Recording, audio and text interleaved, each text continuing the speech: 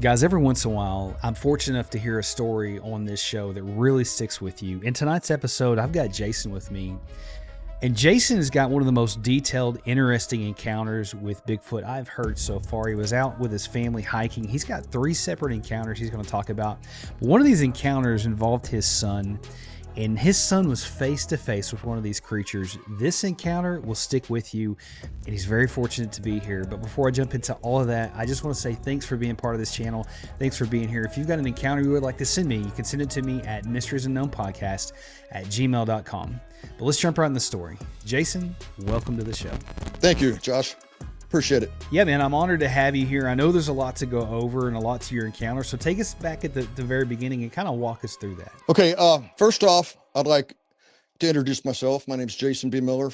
I live in Colville, Washington, the northeast corner of the state, up by Trail, British Columbia.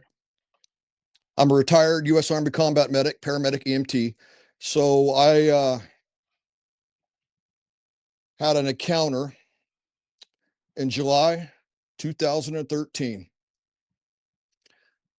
How this all happened was we're sitting around as a family group, my wife, my 2 sons, my daughter, and our dog. And we all decide, we're bored, it's hot outside. We decide to go take a hike on this one particular trail that we have walked so many times.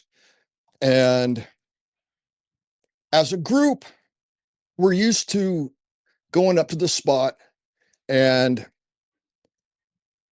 heading towards one spot on the trail that we just love to sit and hang out. So my oldest son decides not to go. So it's just myself, my daughter, my middle son, and our dog, and my wife. This trail is in the Colville National Forest. It's in Ferry County, Washington. And it's called the Hoodoo Canyon Trail number 17. Not far from my house. So we load up in the truck and head up. Let's go. We get there and it's in the evening time. We got a couple hours till it gets dark, but we know how much time it takes to walk the trail and then get back. Oh man, it was probably upper 90s. This was July 31st, 2013. So we decided to start walking. And I'm going to tell everybody out there, hindsight's always 20/20. I mean, we make mistakes all the time. We shoulda, coulda, woulda. So we left our cell phones in the rig. Now, back in 13, the old flip phones, I had a little BlackBerry. I mean, just starting out with, junk phones back then. But there was no need to bring phones because there's no cell service where we're at. 0. To this day, there's still no cell service in that area. But again, we left the phones because there was no need to take pictures or whatever. We're just going up for this walk. Okay, so we start our walk, and at the beginning of the trail, it immediately drops off at a steep angle heading down towards this creek called Dead Man Creek. You got to cross the bridge. Once you get to the bridge, it starts switchbacking. And we're not talking an easy walk. I mean, it's pretty steep going up. You better watch your feet. You better watch where you're stepping. So we get through the switchbacks, working our way up. Once you get past that first section of switchbacks, it starts to kind of flatten out and gradually slope uphill. And there's some other little steep spots, but nothing that is like at the beginning. The reason why I'm pointing this out is once my son got to the last little switchback, he's 17 at the time, he just starts boogieing off. I mean, he's flying up ahead, and we're single file working our way up. And right at this time of the year, it's prime huckleberry season. I mean, they are ripe, like big fat grapes. I call them forest candy. Once you start getting one, you're just pounding them. So my son's up ahead, myself, my wife, my daughter, and our dog. And I look up ahead, and my son has stopped, and he's kind of pointing side hill. And I'm looking, what's up? Get up to him. And he says, hey, Dad, there's something over there across from us in the brush making a whole bunch of noise. I didn't hear it. He takes off again, just moving, just boogieing. And we're just kind of moseying along, taking our time, talking, stopping, picking, eating. My son stops again and he says, get up here, get up here. There's something over there. So this happened. This occurred countless times on our way up. He would stop and he'd say, Dad, there's something over there, straight, so horizontal to us. And I kept thinking, it's probably a moose moving its way up. Free range cattle. We didn't see any sign down below, but I just said it's probably a moose kind of working its way up as we're heading up. But this kept occurring. And finally, it got to the point where we just stopped ignoring it. I mean, excuse me, we started to ignore it. Finally, when we get to this one particular spot on the trail, it's a straight shot about quarter mile to what we call the lookout.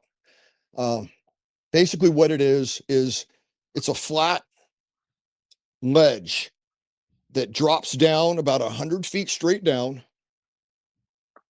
into this canyon called Hoodoo Canyon. At the ledge, then there is a rock wall that goes up to the top of this little ridge line. So basically, when you get there, it's a beautiful spot to just sit on this little flat plateau and watch the sunset just to the west. And that's what we were there for, to get to that spot at the right particular time to watch the sunset.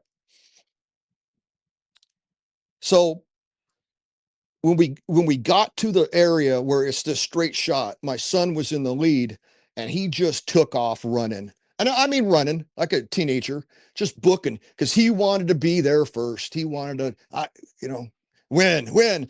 No problem. We'll catch up, burn off your energy. Anyway, so we start getting there one at a time. I'm first, then my wife, my daughter, and our dog. And I get there. My son is not on this ledge at all. Instantly, I'm freaking out as a parent. I am just screaming for him. I'm looking over the edge, trying to see if the worst had happened. I'm looking, my wife comes up, freaking out. She starts yelling. Our dog, anyways, he wasn't there. All of a sudden, I hear, Dad. And I turn around and he's peeking over the ledge that goes up to the top of this ridge line. So he's looking down at us. So I chew him out. I'm like, dude, get down here. Come on, get down here. And because he didn't realize how scared we were. So he kind of shimmies his way down this 30, 35 foot, almost vertical rock wall.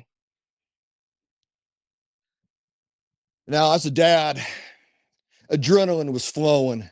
I mean, I was scared. So was my wife. And I said politely to him, what were you doing up there? He goes, Dad, there was a guy looking down over at me when I got here.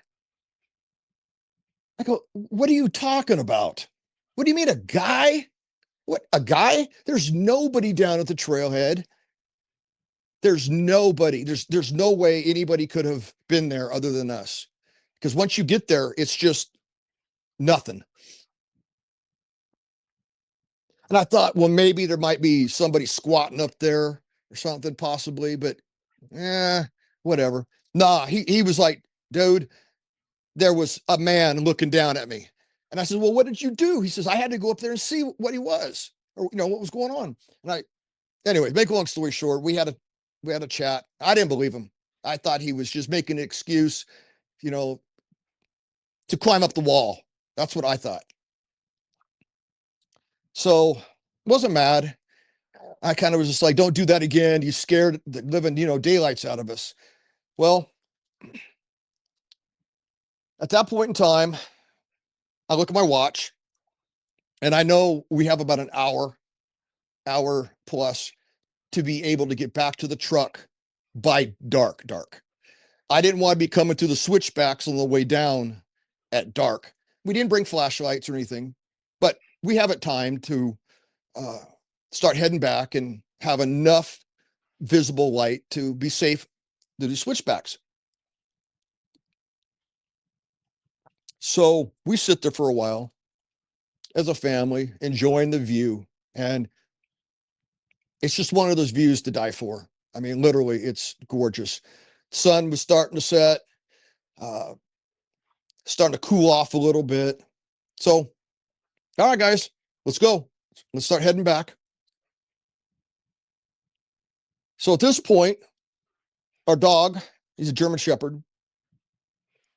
This dog has been with me everywhere in the woods. He's been around every woodland critter you can imagine where I live.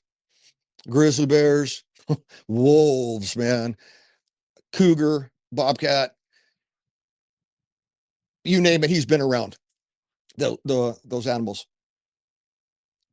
So my dog is in the lead. My wife is second, and my son, then my 13-year-old daughter is in front of me, and I'm bringing up the rear. Now, this is this long stretch that leads to the lookout. So we've got this long stretch heading back where I can see everybody in a single file line. And at one particular point, it makes a 90-degree right-hand turn. Then it makes a 90-degree left-hand turn, and it dumps down into this dark cedar grove. And the cedar grove is where we like to kind of post up, because there's a little spring there that's bubbling up and you can drink the water right out the ground. So I'm watching my dog, I'm watching my wife, my son. They're way up ahead. They make this right-hand turn. My daughter's in front of me, and we're still picking forest candy, huckleberries, one at a time. And I look up ahead, and now my wife, my son, my dog, they had made the left-hand turn and dumped out of my visual range. But I know that they're going to go sit in the cedar grove and wait for us. So now it's just me and my daughter. She's right ahead. She's right in front of me. And for some reason, I stop. I feel that predatory feeling that you get when eyes are on you, when you know you're being watched. Pretty intense. This was spidey senses were just blaring, just going off. So I stop. Now, I'm armed also, but I have my weapon underneath my t-shirt. It's hidden. So I'm not worried about a cougar from a tree. I'm not worried about any particular animal or anything like that. I'm not worried, but my spidey senses are just saying, hey, something ain't right. So at this moment that I'm stopped, I just happened to quarter myself a little bit and look over my left shoulder very slowly. That's where the eyeball, the look was coming from right over my shoulder. I could feel it.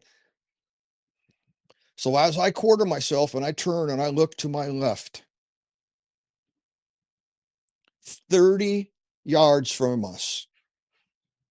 Now, 30 yards might not seem like a long distance, but 30 yards is pretty darn close to what was sitting underneath this tree. So when I turned and looked, now I'm going to use it until I get to a particular point in this encounter. When I turned and looked, it was sitting with its back like this, as tight as it can get up against a tree, a pine tree, pressing itself up against this tree,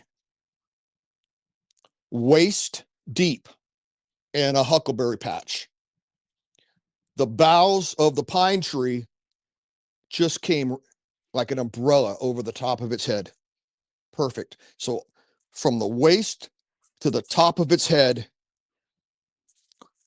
like this, up against this pine tree, was this juvenile Sasquatch. When I saw this juvenile Sasquatch in this position, I gently called my daughter's name out. And I go, Haley, Haley, trying to get her attention. I said a little louder. I said, Haley, come here. Come here. She's 13. She turns around with this little attitude. What? What? Like I'm bothering her. I'm like, come here. And now she's looking straight at me. I go, come here. And she goes, Dad, I don't want any more huckleberries. I'm done. She thought I was pointing out or going to point out a nice big patch of huckleberries. I go, no, come here. So she takes a couple steps forward to me and I go, look right there. Look.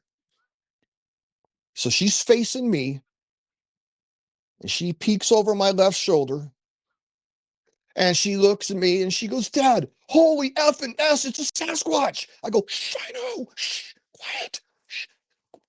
Bring it down. So we're standing there. I'm looking this way. I got a perfect view. My daughter's looking straight at it. I go, come on, come on. So we started to walk slowly towards it. Now we get to 30, just at 27 feet. All these measurements were done later on. So I'm going to use 30 feet as the generic distance. So we get to just at 30 feet from it. And it's sitting without a care in the world. And we're sitting there having this three-way stare down. My daughter's looking at it. I'm looking.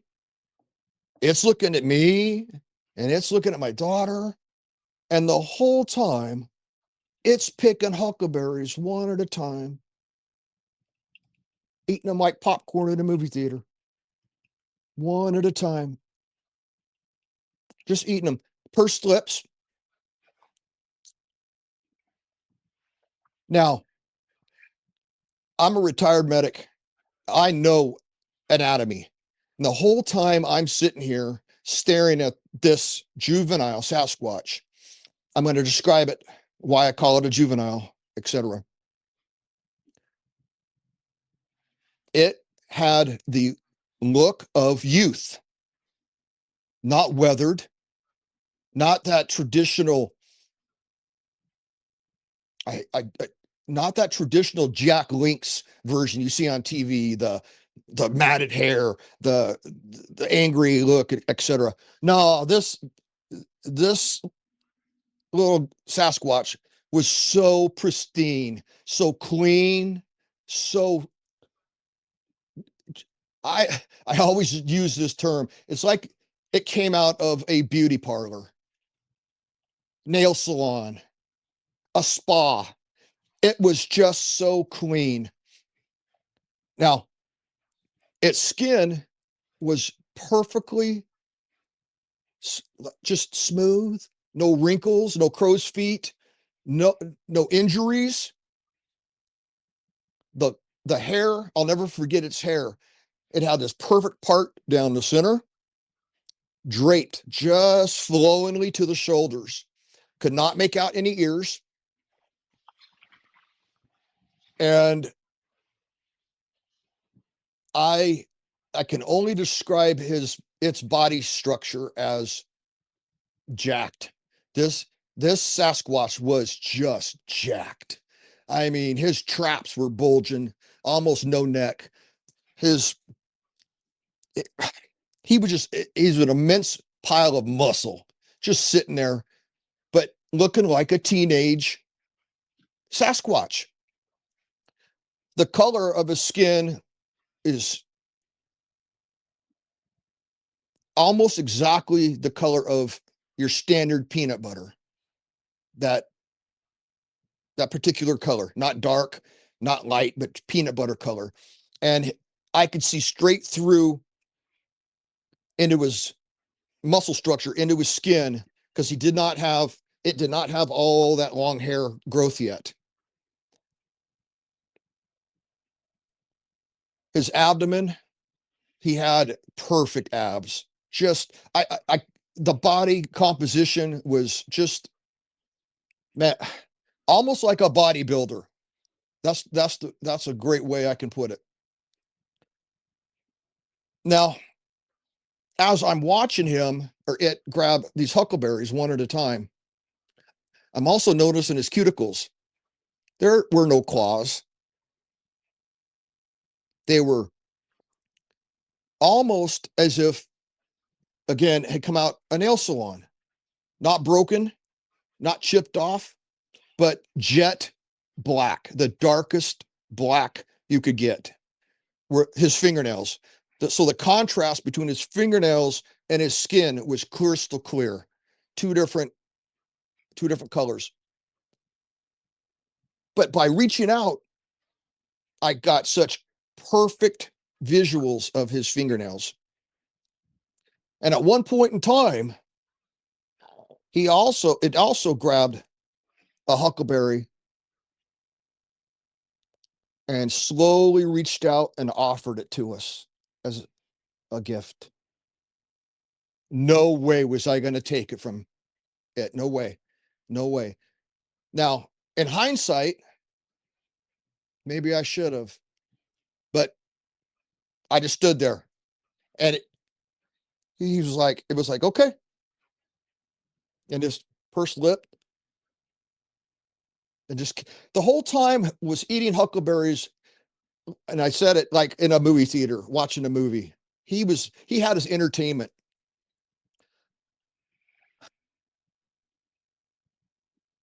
His eyes, almost human, just perfectly shaped like our anatomy is. The iris was almost chocolate hazel, a brown hazel color. Of course, his pupils were of normal size.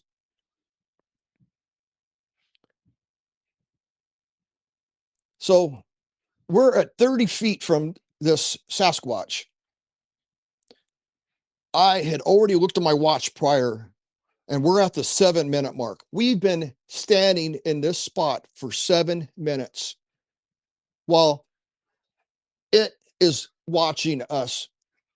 At this point in time, I happen to look up ahead, turn my body and look up ahead, and I could hear my wife, my dog, and my son starting to come up to us. Like, where are they at? Why aren't they here yet? So exactly at that point in time, I was like, we got to go, because I don't want my dog coming up and then all of a sudden now we got a problem. I don't know how my dog missed this Sasquatch when he walked by. I have no explanation for that. But here's the thing that bothers me the most about about this encounter was that as we walked by single file, my wife, my dog, my son, then my daughter and myself, where it was posted up underneath the boughs of this tree and in the brush, it could have reached out and tapped us on the shoulder with his long arms. It was that close to the trail. So it knew where to sit and watch us as we walked by single file. It had the perfect ambush spot if it wanted to. That close to us. And I still can't explain how my dog didn't pick up on him. So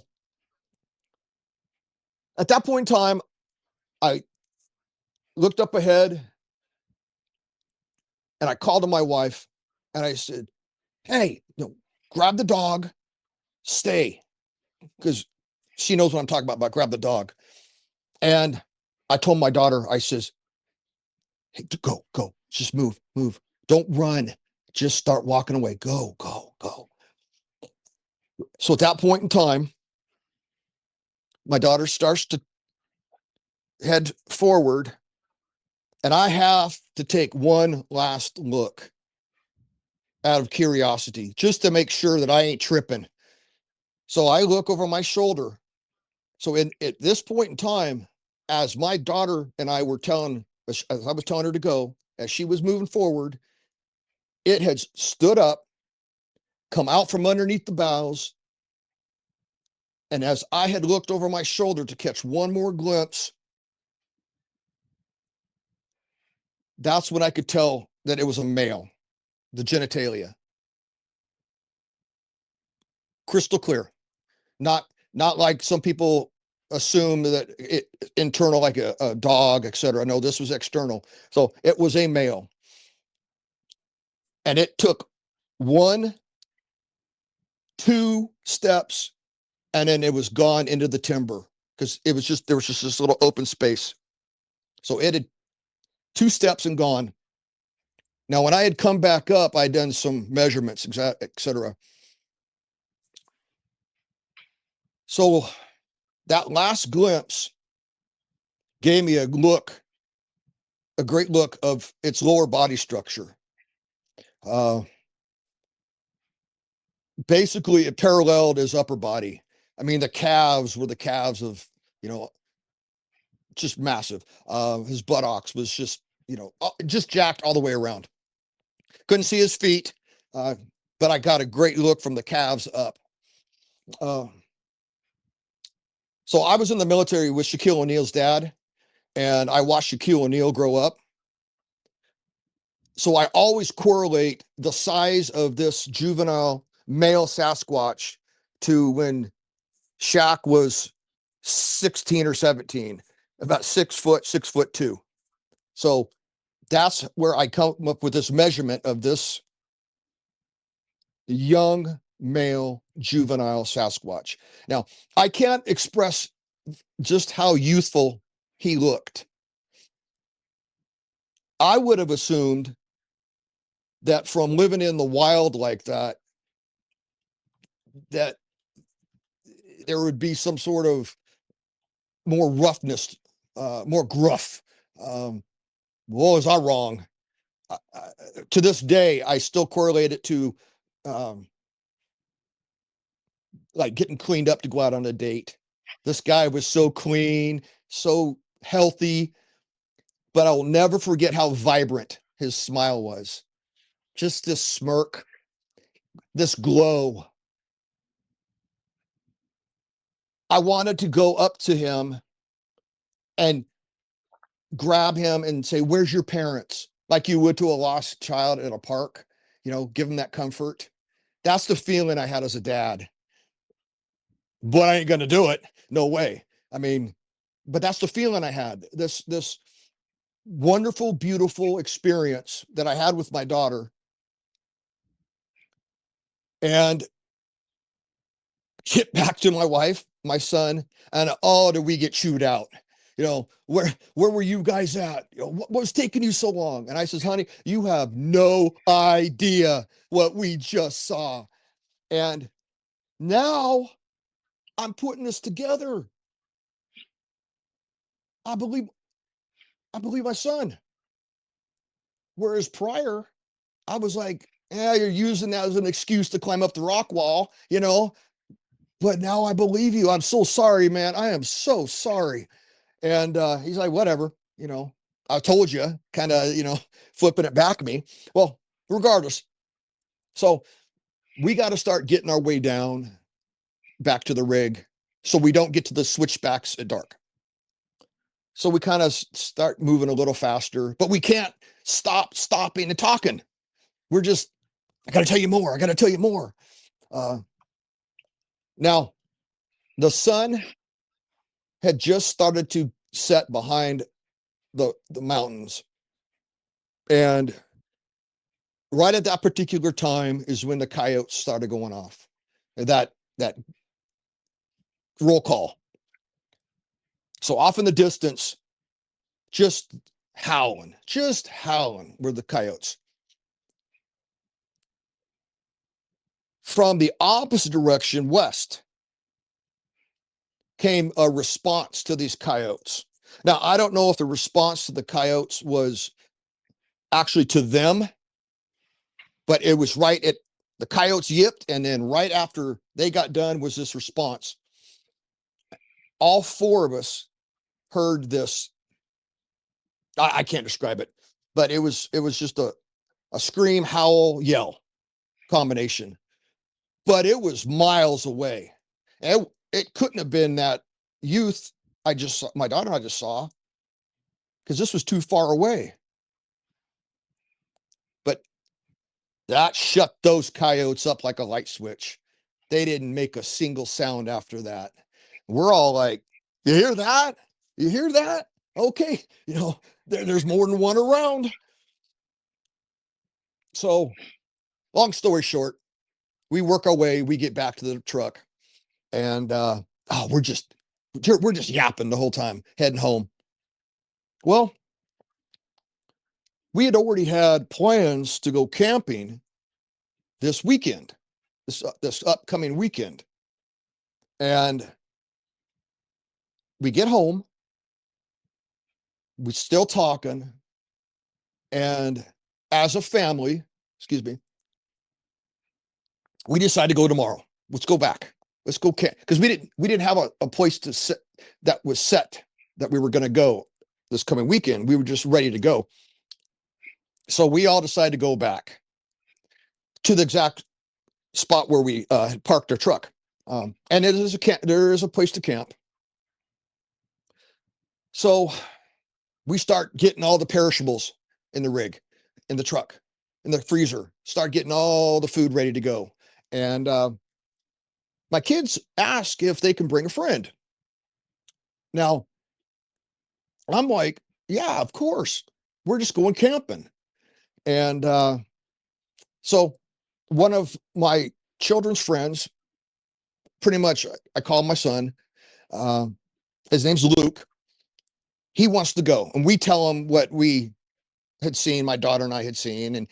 And I think he was 12. And he's like, yeah, you guys are full of, whatever, just talking trash. And I'm like, dude, it's all right, man. It's okay. So we load up and we head out the next morning. So at the trailhead, there's a fire ring. Now, I don't mean a metal one. It's made of rocks, big old fire pit, I should say. And we get there mid-morning, and we start setting up camp. Now, where we're camped at, this is very important to explain. It's an open field. So as you're driving up this road, Dead Man Road is what it's called. It has nothing to do with any history that I know of why it's called Dead Man. It's just Dead Man Road and Dead Man Creek. But as we're heading up, it's just off to the left. off the main Forest Service road, not maintained, but it's just dirt road. So you park where the rock fire pit is. I back my camper in, and the field from the fire pit to the edge of this field is 130 to 107 yards. So I'm going to round it out to 100 yards in this open field. So directly in front of us, it drops down, just the steep drop off the trail. And then you have this creek called Dead Man Creek. So directly in front of us, which would be looking south, it just dumps down. To the east, where our camper's at, there's another side little draw where it just drops off, and there's a little creek that flows through that runs in down below. 100 yards to our right, which would be west, there's a thicker canyon or draw that runs down. So we're on a flat ledge, drops off on three sides. And then we have the road to our back, which would be north. So we're setting up camp. I'm cutting up firewood, et cetera, et cetera, et cetera, getting everything ready. The kids are down at the creek playing. It's 100 degrees out. We're getting everything set up. And we decide to take the walk again. This boy we brought with us, he's still calling us out. So let's go. I want to show you. So we go back up, and not expecting anything. Now we didn't go back camping to go try to have an encounter again. That was not our intent. We'd already had plans to go camping again, as I mentioned, but we get up to the spot, and I'm showing this young boy, Luke. Now, my wife and my son, they didn't get to see where this happened. We never went back. So this is the first time that they're actually standing at the spot. They're in shock. They can't believe how close he was as each of us walked by. Now,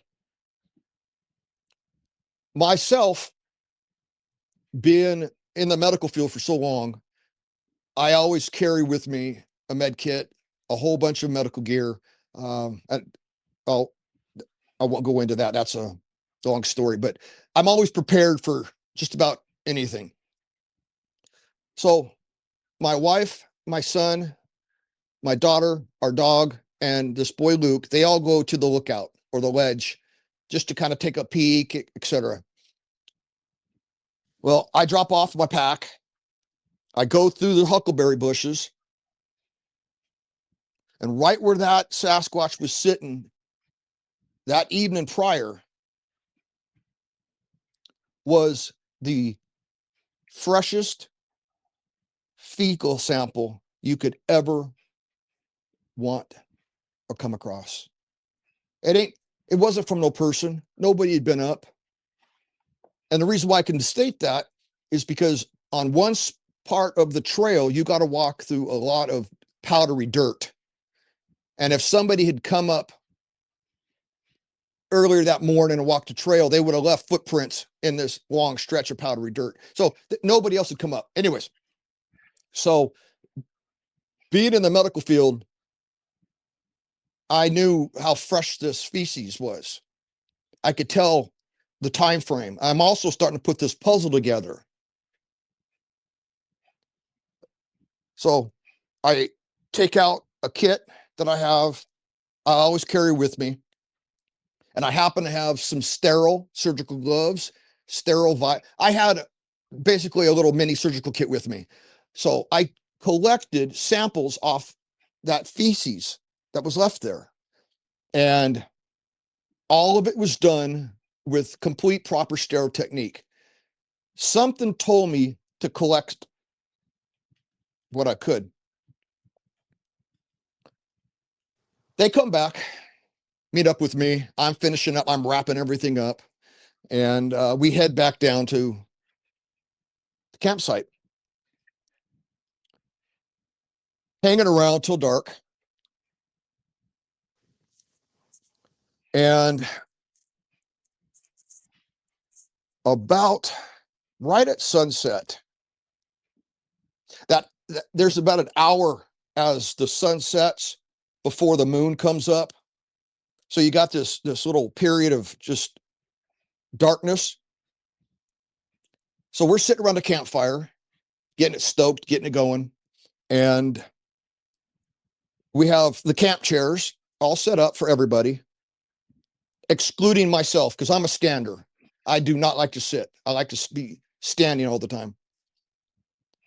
My dog also has his own camp chair. He has to have it. And he will get up in this camp chair. He will get his big old butt up in there. He'll find that right position, and he'll just kind of get in there and snuggle down like we do.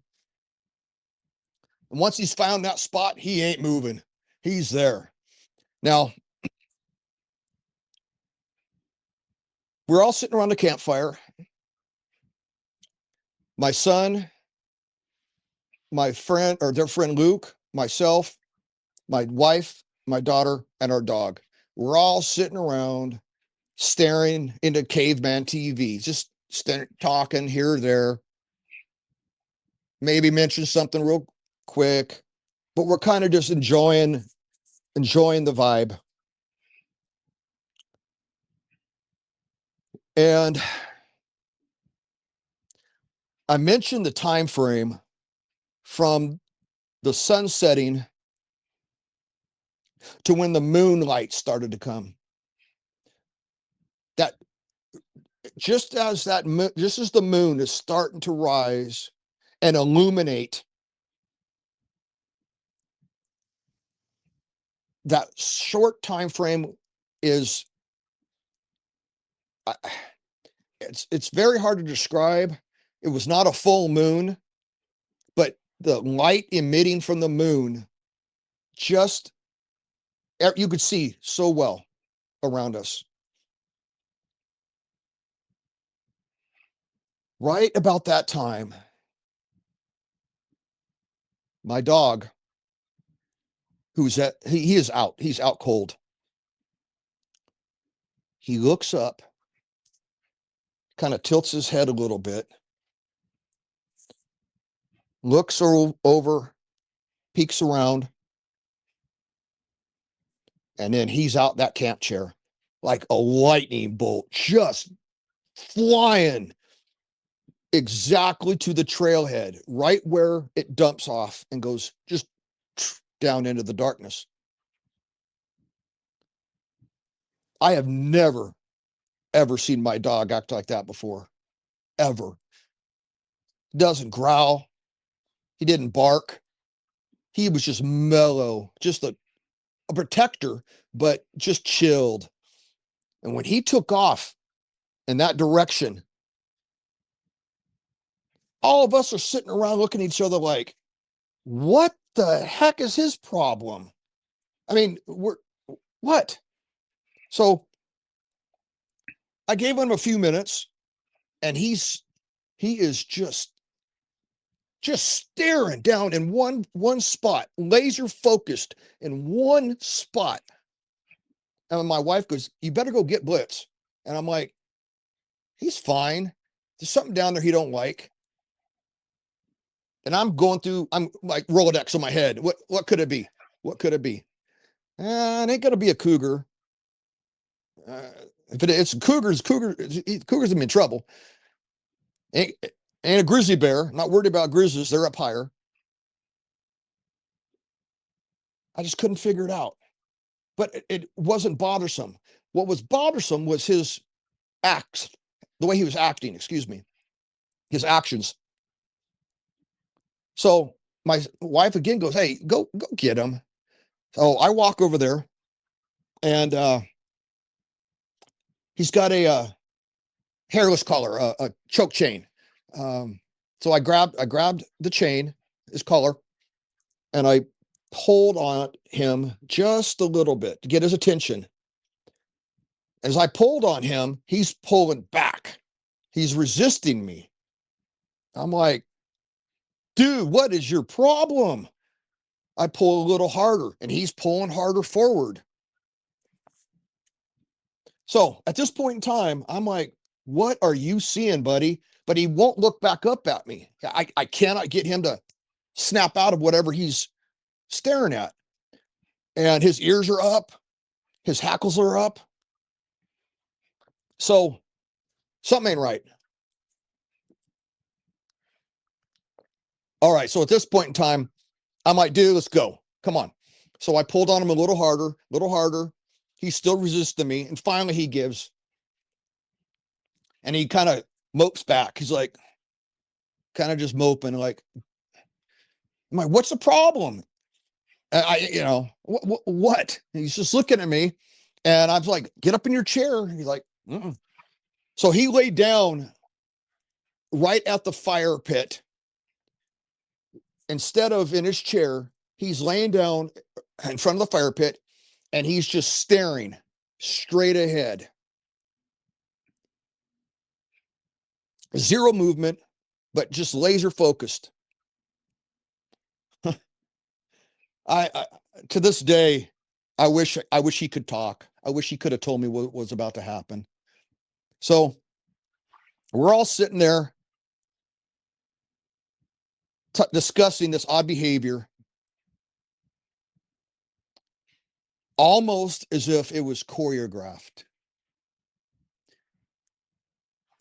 Instantly, down where he was looking, where he's focused at, and to our left, and this other short draw with this little creek, and to our right, this 100-yard field, at the exact same moment, all three sides of us, thus this act of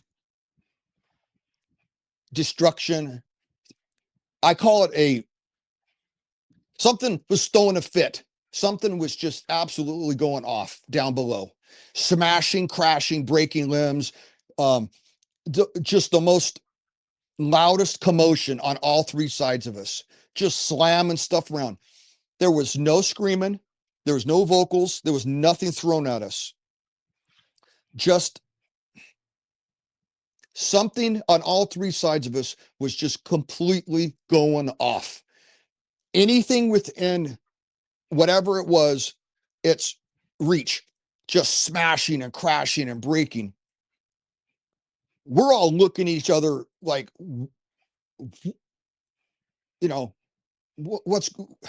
what? Now we're starting to put this together. We're all coming together with the same theory. My wife goes, I don't think we're wanted here. I said, I think we don't need to be here, or we really shouldn't be here. Something's telling us, get out of here. Well, we can't. I mean, what were we supposed to do? We just sat there and waited it out, but it didn't stop. It just kept going. Now, there would be periods where one would start making a little louder, and one over here would be a little bit more quiet. The one in front of us in the deep by the Dead Man Creek might stop for a while and then pick back up. And this is going on and on. So I'm like, oh, I forgot. I got something in the camper. So I ran into the camper. I came out with a Surefire flashlight and I just got to the edge of the trailhead and I lit it up. I mean, I lit it up. Nothing. Couldn't see a thing. I'm like, what?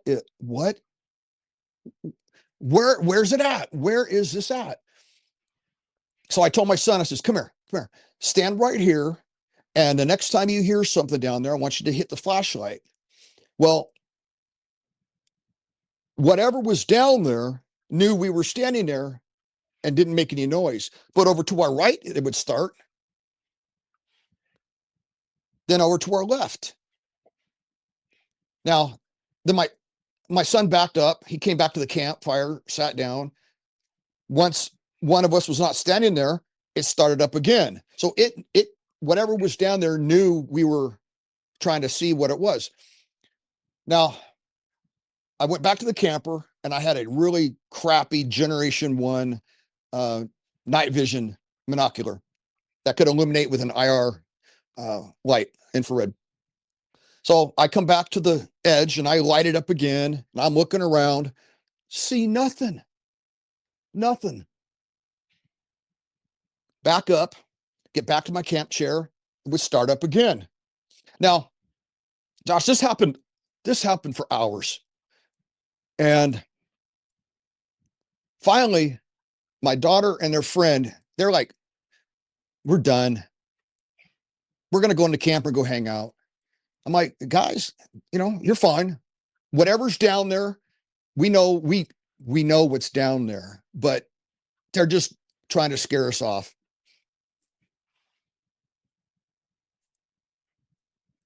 So they go in the camper. My wife, maybe half an hour later, she's like, forget this. I'm going to go in and read. They're not going to stop. I'm just going to go try to go to sleep and read. I'm like, all right. My dog, he's still sitting staring. He knows that I don't want him going back where he was at. Very well trained. So if I tell him to stay, he's going to stay. Anyways, so it's just myself and my son, who's 17, and our dog. Now, the commotion on all three sides, it's still going on, but it's starting to taper off a little bit, not as aggressive as it was hours earlier. So my son, he's just staring into the coals. That zone that you go to or wherever our brain goes to when you just watch the coals make this, whatever, just that beautiful moment, that Zen moment. And he's just staring in the coals, quiet as can be. My dog still on high alert. And I'm standing. I got a shovel, just standing there. The moon keeps moving. The field to my right, that's 100 yards open, you could still see pretty well with I want to say it was maybe 18, 20% illumination. But if you were standing out in the middle of that field, you could still be seen. You could still cast a little shadow.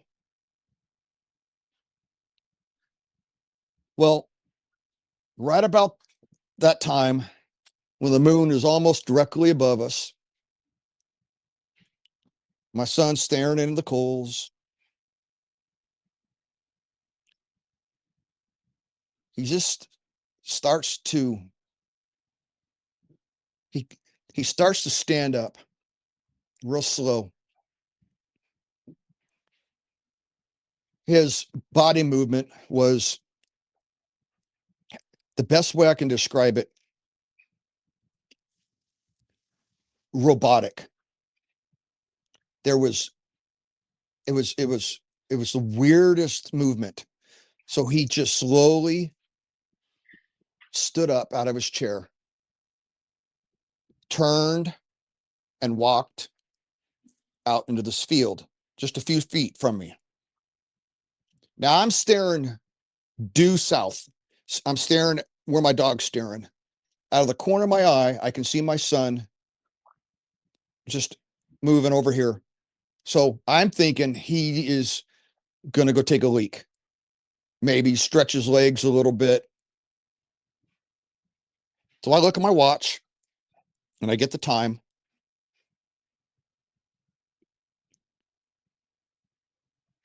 A few minutes go by. My son ain't back. And I look over to my right. I don't see him out in the field. I don't see him. So I thought maybe he had walked around behind me and might have been over by the camper. We had an ice chest out. We had some other stuff, but I didn't see him. So I went back to standing and staring straight ahead. Right at that moment, I look at my watch, and it had been probably about 4 minutes now. And I hear my son yell for me. Now, when I say yell, I don't mean a scream.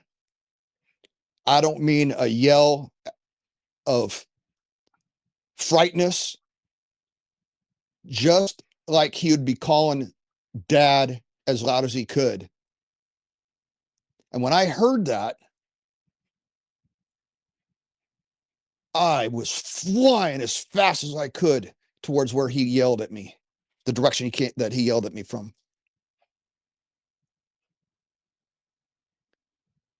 He had gotten up, walked the whole length of that field, and was standing right at the edge where it drops off down into this ravine to our right, the steeper one.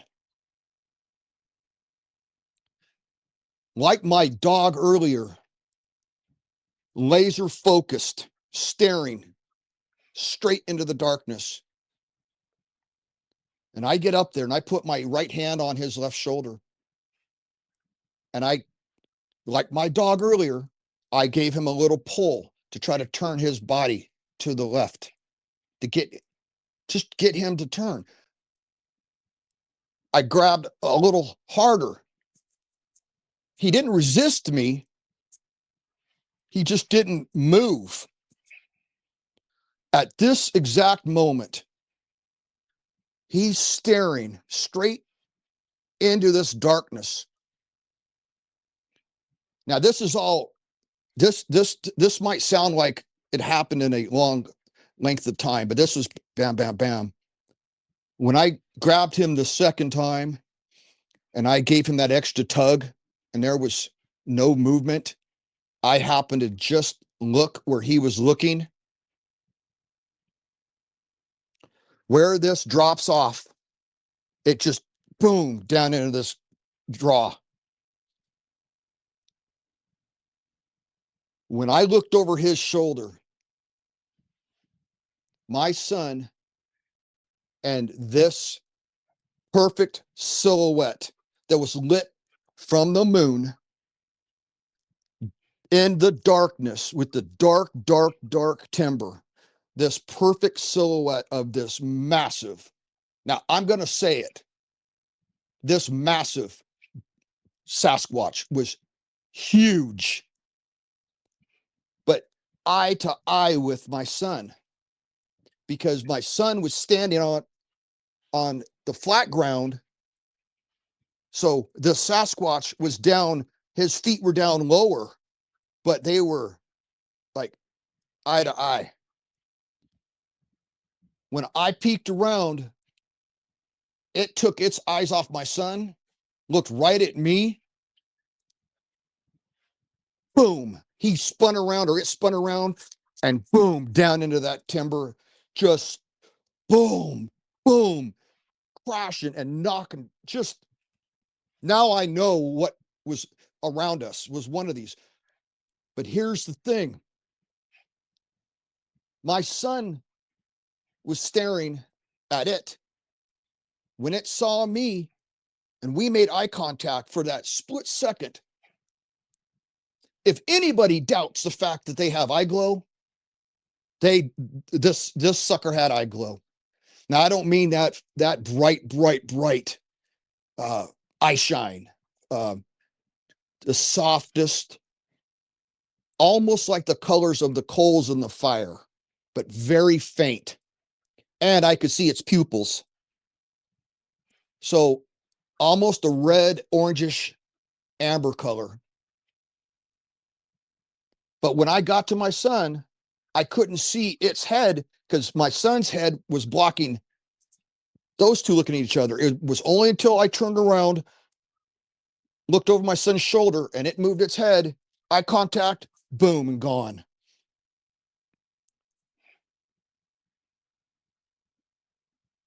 I grabbed my son even harder and I pulled him around, and I can only explain it as like he was in a trance. He just turned around. I says, come on, kid, let's go. And he just slowly walked back. He sat down in his camp chair.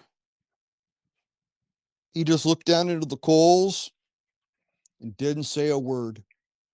Nothing. The fits, the noise, the crashing, the busting of branches, it still was going on. It still continued. It continued until just before sunrise the next morning. You know, that time right when the forest starts to wake, the chipmunks start yapping and the birds waking up. Right before that time, not a single sound. They all shut up. Couldn't hear them walking off.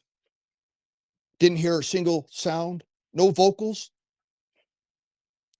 I stayed up all night long while they all were asleep. Well, my son, he finally went a couple hours before daybreak. Well, we moved the next day, that day. We packed up camp and we headed up 7 miles up to get out of there, out of respect. So I'm going to leave it at this. My son saw what he saw when whatever was looking over the ledge at him. That's one. He described it as an old man, an old hippie. That's what he described it as when we talked about that later on. 2, the one my daughter and I saw. 7 minutes.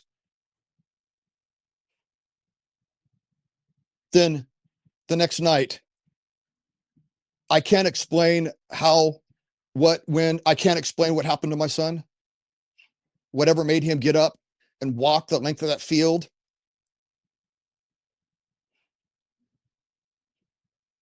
And I truly believe, without a doubt in my mind, that if he hadn't been able to call out for me,